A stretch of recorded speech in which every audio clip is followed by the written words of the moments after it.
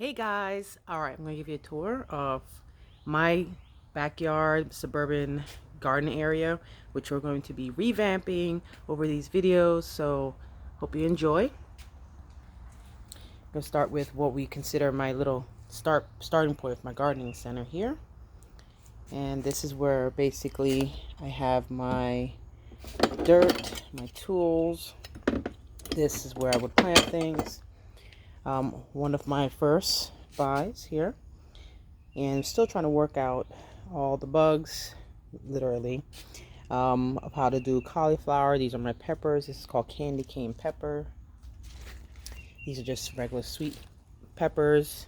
And so we'll talk about some of the issues that we have here. Like I've got these little holes in my pepper plants. Had lots and lots of little gnat problems and little white flies. And we'll talk about how basically this and neem oil solve those problems. This is my ginger, y'all. Looking good. And we even have strawberries on the side here. This is where we start our plants. This is the sweet potatoes. And this is in what's called a garden bag. So as you see, it actually has a flap that you can actually open up and dig your hand in and get the sweet potatoes when they're ready. We've got tomatoes growing. No tomatoes yet because it's all a brand new garden here. That's eggplant back there. And then we have a host of different things going on in here, from onions, scallions, carrots. This is basil, and this came from my arrow garden, and I replanted it out here, along with the thyme that came from my arrow garden, and my mint that came out from the arrow garden. This is a tree that I'm trying to figure out if it's still alive or not. It did come to me dormant. It's called spring snow crabapple. We'll talk more about that in another video. We've got a host of things growing over here. We've got pineapple guava. We've got thornous blackberry, corn, guava strawberry. And we have plans for all of these things. I'm in sunny Florida, so I don't have a greenhouse yet, but I'll show you all these plants are going to be going. This is inch black pepper vine. Okay. This is white grape, which will go with all my trellis plants. This is jabuticaba. Sure messed that name up, but and then we have Ethiopia apple. You're gonna see some very exotic Caribbean inspired things in this garden. Okay, honey, mango, guinepa, Spanish lime that they call it. I'll take you out to my open. Now, this is one side. This is the second side that I started. And we have dancing tangerine. This is a mulberry. I do have some leaves going yellow, so in another video we're going to address how to stop that process and what's causing it to go yellow. These are going to be my dormant trees that I bought. Now this one actually grew. This one is the Santa Rosa plum. It actually grew leaves, and if anyone knows why, if this is from overwatering, underwatering, it had green leaves on it and it just kind of shriveled up and died. I do know that there's a way to do a test to see if the tree is still alive. You're supposed to scratch it just to get that a layer and see if you can find. Let's see if we can even get anything here. Well, can't get that bark, so can't do that test. But they said if you take the leaf and you can bend it 90 degrees, it's still alive. It has enough moisture in it. And I'm not hearing any cracking. So looks like we've got this tree still alive. So we'll find some ways to see if we can get that bad boy done and set back up. See, it used to look like this. All right, now this guy is a Diajou pear. So I find it odd to grow pear and plums here in Florida. So let's see what happens to them. These are my vertical trees. So these are vertical Granny Smith apple and vertical Fiji apple. They're going to actually grow apples right on it, just like this, no branches. So that's why I have them kind of pretty close to each other. Now this open space here is going to be planned for our greenhouse slash she shed. So subscribe if you want to see that plans go down. All right, so here, this is my, now this garden is probably about a month old, which I can show you. Everything you see here is all done by hand.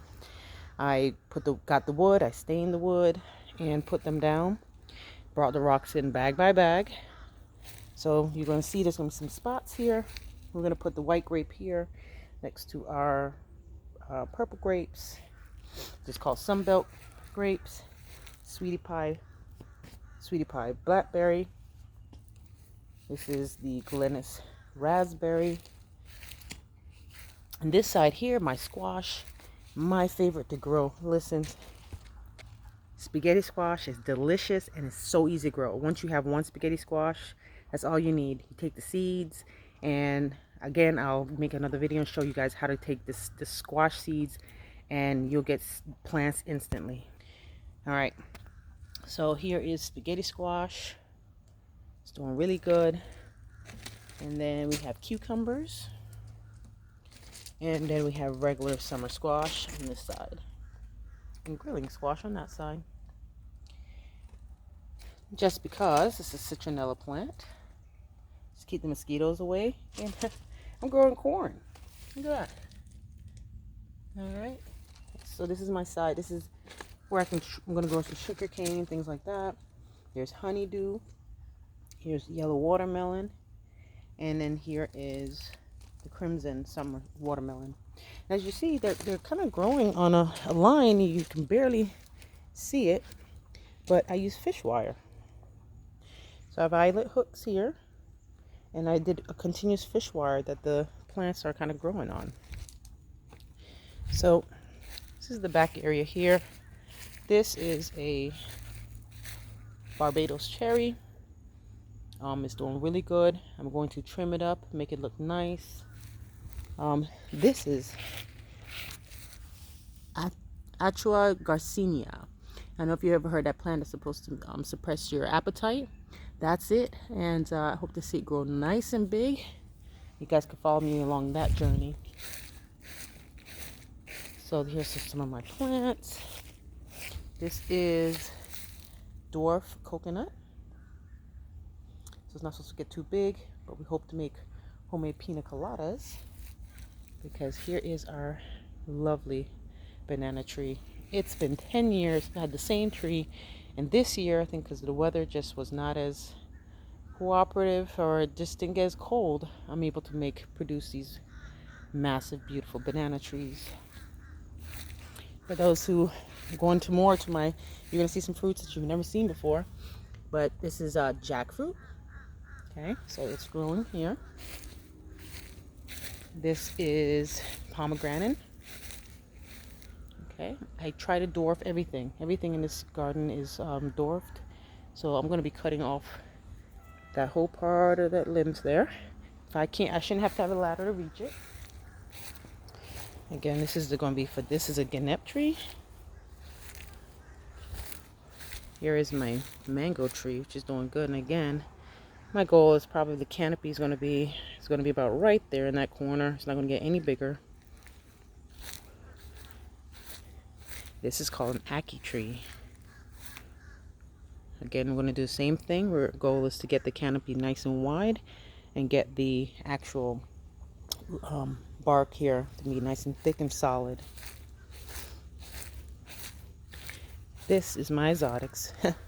It has Hamilton orange, Persian lime, and lemon all on one tree, and the grapefruit as well. So I haven't had it bear for me yet, but we are definitely, it's a combo plant here. Can't wait to see it.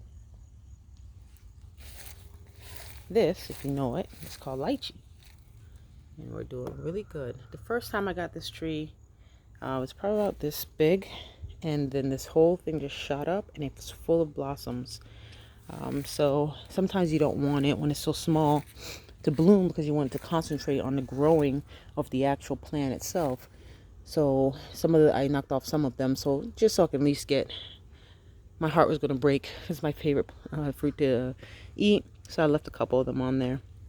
Again, I'm seeing issues like this where I'm getting a lot of this black around my leaves, and I've got to figure out what's causing that. And this is the Logan, and they do have personalities.